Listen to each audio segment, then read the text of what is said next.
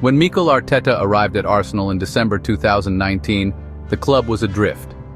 The team looked fragile, a shadow of its former self, lacking both identity and resilience.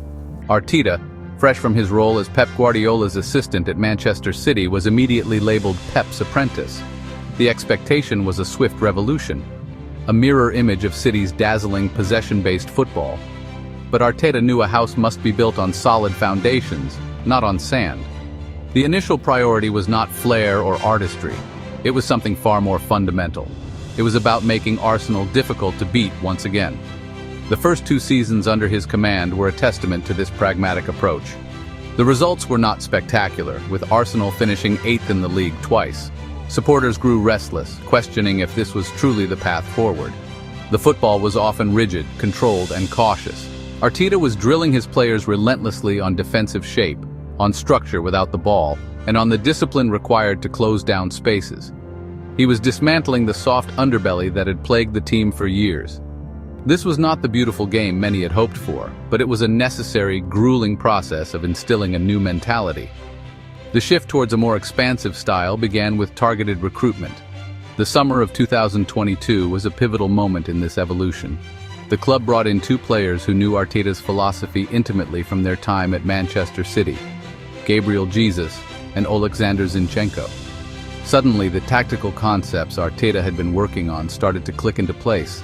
Zinchenko, operating as an inverted fullback, stepped into midfield, creating overloads and allowing Arsenal to dominate possession in a way they hadn't before. He was the key that unlocked the new system. Up front, Gabriel Jesus provided a fluid focal point. He was not a traditional number 9 who stayed in the box. He dropped deep, drifted wide, and linked up play, creating chaos for opposition defenders. His relentless energy and intelligent movement transformed Arsenal's attack from predictable to dynamic. With these 2 key additions, the team was no longer just a defensive unit. It was a fluid, possession-hungry machine, and for the first time under Arteta, the Emirates Stadium began to buzz with the excitement of what was to come. The apprentice was finally stepping out of his master's shadow. The 2022-23 season was the year the project truly exploded into life. Arsenal played with a breathtaking swagger, a confidence that saw them surge to the top of the Premier League table. They stayed there for a record-breaking 248 days, playing a brand of football that was both beautiful and effective. The inverted fullback system, the fluid front 3, and the high-energy pressing all came together in perfect harmony. It felt like the culmination of everything Arteta had been building towards. The title, once a distant dream, was now within their grasp. The fans dared to believe again, but the pressure of a title race is a unique and unforgiving force. As the finish line approached, the youthful squad began to show signs of strain. A series of damaging draws saw their lead at the top shrink. Then came the decisive showdown against the reigning champions, Manchester City. The 4-1 defeat was not just a loss, it was a brutal lesson. Arteta's side was tactically outclassed, physically overpowered, and mentally broken.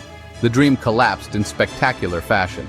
That single match forced a deep and painful period of reflection for the manager and his staff. The heartbreak of losing the title prompted a significant tactical shift. Arteta realized that pure possession and fluid attacking patterns were not enough to dethrone a juggernaut like Manchester City. He needed more control, more resilience, and a new level of defensive solidity. The following season, 2023-24, saw the birth of a different Arsenal. The team became more pragmatic, more focused on control without the ball.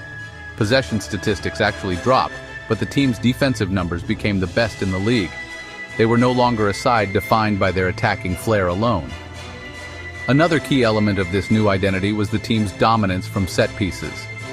Under the guidance of specialist coach Nicolas Jover, another import from Manchester City, Arsenal became a formidable threat from corners and free kicks.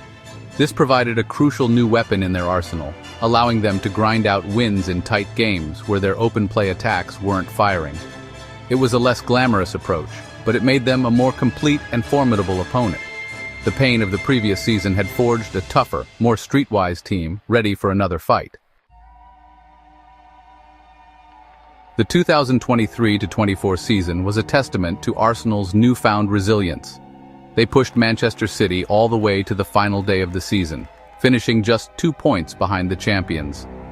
They had evolved from a brilliant but brittle team into a defensive fortress, boasting the best defensive record in the entire Premier League. The backline, marshaled by William Saliba and Gabriel Magalhaes, was almost impenetrable. The addition of Declan Rice in midfield provided a world-class shield, a player who could dominate duels and break up play with relentless efficiency. This was an Arsenal that could suffer without the ball and still look comfortable. However, this increased control came at a cost. While the defense was stronger than ever, the attack lost some of its edge. The primary reason they fell short was an excess of draws, particularly during a difficult winter period. Games they should have won slipped through their fingers, a single point gained where 3 were needed. The team often controlled matches from start to finish but lacked the clinical touch to deliver the final blow. They missed that ruthless streak, that ability to turn dominance into goals and turn 1 point into 3. It was a frustrating pattern that ultimately defined their season. A significant factor in their attacking struggles was the fitness of Bukayo Saka. The star winger carried the team's creative burden on his shoulders for much of the season, but the physical toll was immense. During periods when he was injured or playing through pain, Arsenal's attack looked blunt and one-dimensional. The team's reliance on him became painfully obvious. Without his ability to beat a man, create chances, and score crucial goals, the offensive machine sputtered.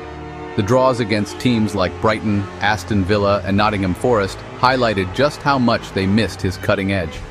The system itself seemed to become more rigid and predictable as the season wore on. Opponents learned how to counter Arteta's patterns, often doubling up on Saka and forcing Arsenal to find other solutions. The left wing, where Gabriel Martinelli struggled to replicate his previous season's form, offered little relief. The team lacked the unpredictability needed to break down deep-lying, organized defenses. They had built a fortress, but at times, they had locked themselves inside it, unable to find the key to unlock the opposition's goal. The question was clear: how could they maintain defensive solidity while rediscovering their attacking spark? The summer of 2024 saw Arsenal act decisively to address these shortcomings. The transfer business was swift, targeted, and ruthless. The headline signing was Victor Gyökeres, a striker brought in for one reason: to score goals. He is a relentless runner, a physical presence, and a clinical finisher, designed to be the final piece of the attacking puzzle. The hope is that his presence will turn those frustrating draws into vital wins. He offers a different profile to Gabriel Jesus, a direct threat that can stretch defenses and provide a focal point in the penalty area, something Arsenal desperately missed in key moments.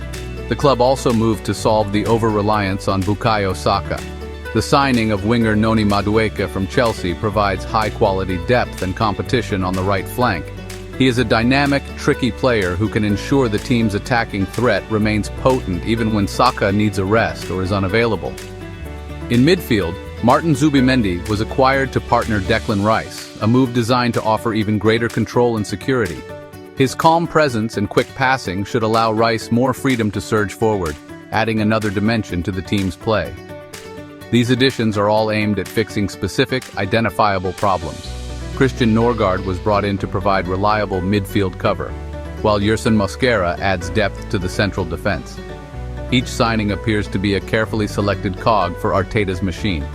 The strategy is clear: strengthen the squad, add different profiles, and ensure there is quality in every position to last the grueling 9-month campaign. On paper, the squad looks stronger, deeper, and more balanced than ever before. The pieces are all in place for a genuine and sustained assault on the title. But will fresh faces be enough? Or does the question run deeper? Some critics argue that the problem is not just about the players, but about the tactical ideas themselves. Is Arteta's system, with its rigid patterns and specific player roles, becoming too predictable? Does his insistence on control stifle the very creativity needed to win tight games? Adding more talent is one solution, but the ultimate challenge may lie with the manager himself. He must prove that his philosophy can evolve once more, that he can integrate these new players while also allowing for more freedom and unpredictability. The evolution of Arteta's Arsenal is not yet complete. This season will reveal if it ends in triumph.